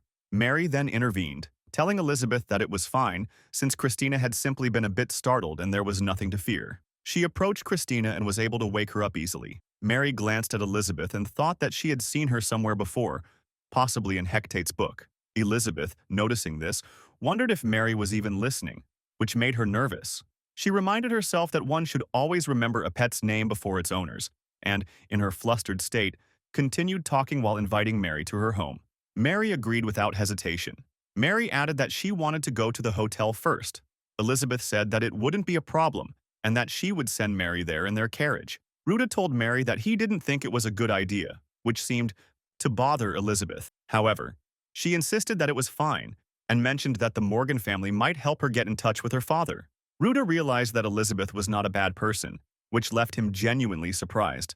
The scene shifted to a different place where a man was drinking tea and telling a girl that they should go to the restroom, which sounded rude to her. He had only intended to greet her, and besides, with the flower field and the aloof posture of the lady, it would have been a waste not to get closer. She thought that was why she disliked human men, though it wasn't as if she lacked her own options. He tried to excuse himself, mentioning that he had brought them tea, but a flower bouquet was thrown at his face, hitting him like a crushed slice of sweet bread. The lady told Hectate that she had been off the radar for a century and had pushed all her responsibilities onto her. When Hectate finally appeared again, the first thing the lady demanded was that she call off the investigation team. Hectate wondered if the lady had anything else to say, and how much she had actually worried about her over the past century. She tried to calm Emerauda, who was emotional, explaining that she had been concerned for them as well. Emerauda reacted emotionally, as if some strange man had captured her. She acknowledged that Hectate had been Ivan's tool, and that Hectate was a terrifying woman who could make every man straighten up and agree to anything she said. Emerauda continued shouting about what had happened when she accepted and served the invitation to the formal marriage discussion, noting how it felt to turn the entire room into an interrogation chamber, though she could not help it. Otherwise, she could never live up to Hectate's reputation. After that, they saw another lady, and Emerauda calmed down enough to ask if she needed something. The lady declined, merely serving tea. Emerauda asked Hectate if she was responsible for the mana explosion in the Falk's territory. Hectate lied, but ultimately agreed and asked Emerauda if she could stop the invitation, to which Emerauda refused. She reasoned that, even if it were true, they still had to ensure it wouldn't cause further problems. Hectate wondered if Emerauda actually wanted to talk about Wormnil. Emerauda questioned whether Hectate had planned to hide it, but Hectate denied this, explaining that the guild was probably in significant financial trouble. Nevertheless, they could not neglect their peacekeeping duties. Emerauda asked what Hectate was referring to, and Hectate explained that there had been a commotion in town where people were crying because of a monster. Emerauda replied that it was not a problem, noting that the dull, herbivorous lesser dragons were even safer than small dogs, though the citizens did not seem to realize this. She also noted that the monster's maiden had been there, interacting with children and even mocking the rich daughter of a non-peerage household, despite the daughter bringing a carnivore along. Emerauda wondered what would happen to the lady if she got hurt in such situations. Finally, Elizabeth allowed Ruta and Mary to enter her estate. The first thing she did was introduce them to her pets. Ruta found the mansion impressively large, with light, sparkling furniture that had been thoroughly cleaned, though a few spots revealed the presence of the pets. Ruta sneezed as he walked through, and Elizabeth stopped him, explaining that she had not cleaned that area yet. Mary wondered if Elizabeth had done all the cleaning herself, and the two noted how big the house seemed. Did she have no servants? Elizabeth revealed that all her servants had left, as she would not tolerate anyone speaking poorly about her pets. More importantly, she insisted that her pets not be underestimated. Although they had stern expressions, they were incredibly loyal, obedient, and undeniably adorable. Elizabeth opened a gate, revealing a horde of giant monsters that were wreaking havoc across the area. Suddenly, Ruta closed the gate and stepped back. Mary was confused, wondering what had just happened, while Elizabeth seemed unaware of anything outside. The monsters were making loud, disturbing noises, and Elizabeth wondered why they were behaving so wildly. She shouted that they were disturbing the neighbors and demanded that they be quiet. Mary was shocked to see the enslavement collars on the monsters and realized they were cursed items used to control slaves. Angered, she confronted Elizabeth, questioning where she had raised pets whose free wills had been stolen, calling it truly awful. Elizabeth shouted back at Mary, asking if she was implying that she treated the monsters like slaves. Mary denied it, but Elizabeth insisted that it did not matter whether their intentions were good or not. She explained that she could command the monsters to sit for months with a single word. Hearing this, Mary argued that Elizabeth had tamed them with love, not cruelty, and that they had already been enslaved before she had taken them in. Elizabeth became emotional, stating that the monsters now hated her despite her care, though she found it impossible to believe because they were her precious ones. Suddenly, a blast struck, causing Elizabeth to fall, but Mary managed to save her. A giant monster with a massive eye on its stomach appeared, and Ruta attacked it to protect them. He was genuinely surprised, thinking that no matter how upset they were, the monsters should not go berserk like that. He also noticed that the smoke coming from their collars was completely different from anything he had seen before. Ruta realized that if even one monster got past him, it would cause trouble for Mary. His beam could take them all out, but he had to angle it carefully to avoid damaging the nearby houses. He knew that if the people witnessed his attack, they would no longer treat him like a dog, yet he still had to save Mary. He braced himself to attack, and Mary was terrified.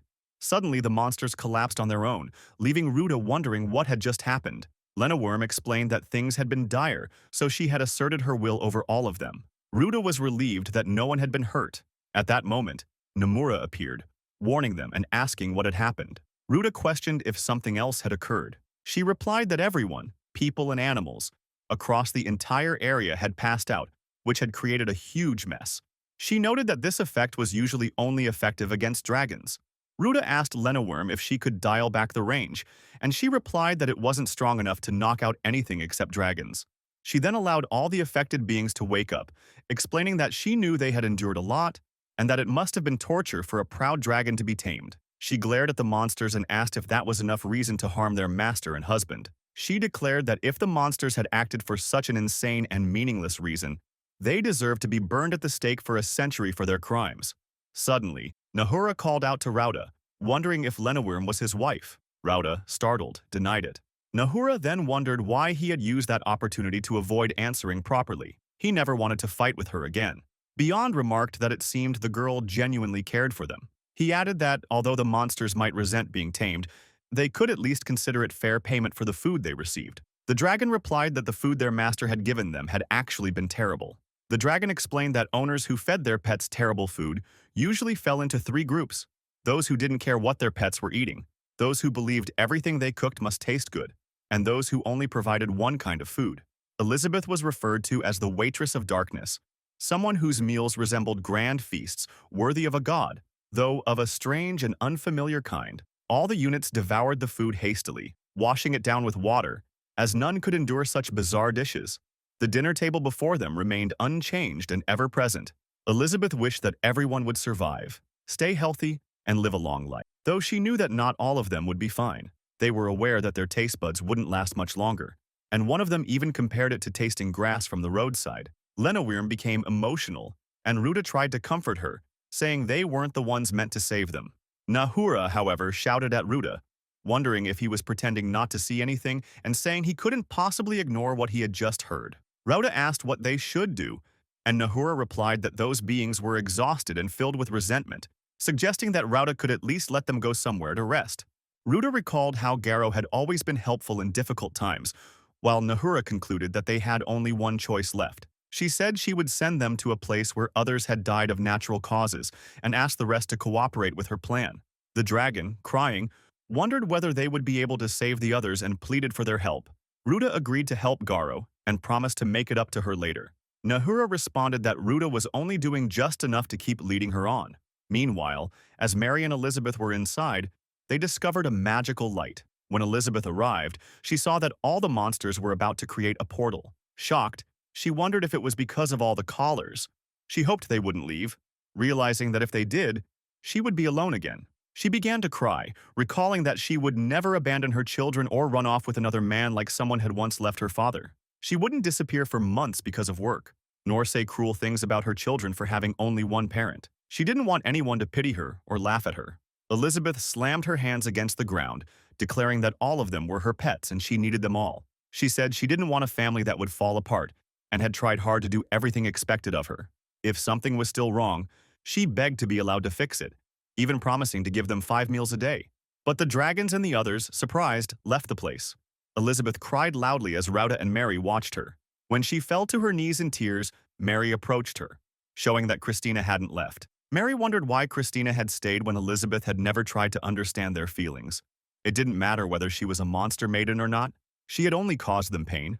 Elizabeth regretted everything, admitting she didn't know what to fix or how to make things right. She wondered if Christina would stay, even though she might hurt her again. Crying uncontrollably, she hugged Christina tightly. Mary said that Christina had always loved Elizabeth, which was why her collar remained clear. Elizabeth had never noticed it. Mary added that Elizabeth had been remarkable from the beginning. Though she didn't seem to care what the townspeople thought, it must have been painful to be laughed at constantly. Still, Elizabeth had carried herself with confidence, taking Christina for walks without worrying about others' judgment, while Mary had always been afraid. Elizabeth was having a meal with a man who thanked her for saving him. He explained that the odds had been stacked against him the previous day, when the Fox Company had cornered him so badly that his business was on the verge of collapse. Just then, his daughter came to greet them, and it turned out that she was Mary, Elizabeth's friend. They both seemed surprised yet pleased to meet under such circumstances. The man said that thanks to his daughter's friend, things had changed for the better. After many compromises and struggles, he had barely managed to keep his business afloat. When Elizabeth heard Mary's name, she felt as if someone had struck her deeply, almost like being beheaded from shock. The man told Elizabeth that their business had been saved only because of her, and as a token of gratitude, he would grant her any request she wished. Elizabeth thought for a moment and said she wanted to have breakfast with him every morning. Her words left him speechless, so she quickly changed her request, saying they could at least have breakfast together once a month. She added that she understood how busy he was, but if that wasn't possible, he should at least come home more often. He agreed, admitting that he had not been a good father. He said his wife had run away, leaving their daughter all alone, and he couldn't face her because he had been too afraid to return home. He apologized sincerely and promised that from then on, he would have breakfast with her every morning. Overjoyed, Elizabeth said she would even write a letter to Mary to tell her about that promise. Her father smiled and mentioned that he was nervous about what the Fox Company might say the next time he met them.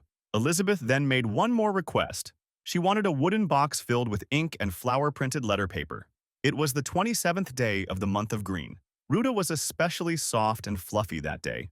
Mary remembered that they had all gone to the theater in the city, the biggest and most magnificent one in the capital, known for its incredible acoustics. Hecate and Zenobia had also joined them. The fire-cooked food and the drinks had been amazing, and Mary recalled how much fun she had with Ruta and the others as they ate together, laughing and enjoying the moment. She remembered watching the magic wolf's mouth move as it ate, and how, ever since then, she had always been a little afraid of the light that split through trees and pierced the mountains. A light that came from Ruta himself. Ruta was still as soft and fluffy as ever, and always brought smiles to her and her family. Yet she couldn't help but worry that others might find him frightening. She knew that everyone at the mansion was fine with Ruta, and even Zenobia, who used to act so cautiously around him, now seemed to enjoy his company. But things might not be the same outside the mansion. Rumors could spread, and even her father might not be able to protect Ruta if something happened. That thought filled her with fear. What if they couldn't see him anymore? What if he was taken away? Recently, though, she felt like she had found an answer. Christina, despite being a large dragon, had been accepted. If Christina could be accepted, then perhaps Ruta could be too.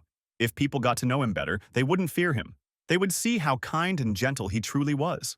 Mary thought that if she could teach more people about Ruta, about how nice he was, even if he liked to laze around all day, then she could spend more time with him without worry. Just then, Hecate appeared and asked if Mary had finished choosing a souvenir. Mary replied that she would be leaving with her father the next day. Hecate nodded, then said she had a request, but one that Mary shouldn't tell anyone else about. She asked if she could borrow Ruta for a while. Mary was completely confused by what she meant.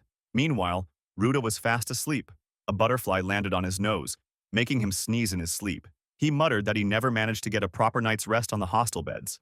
After a while, he slowly opened his eyes, only to find himself in a strange and unfamiliar place, with a waterfall cascading nearby.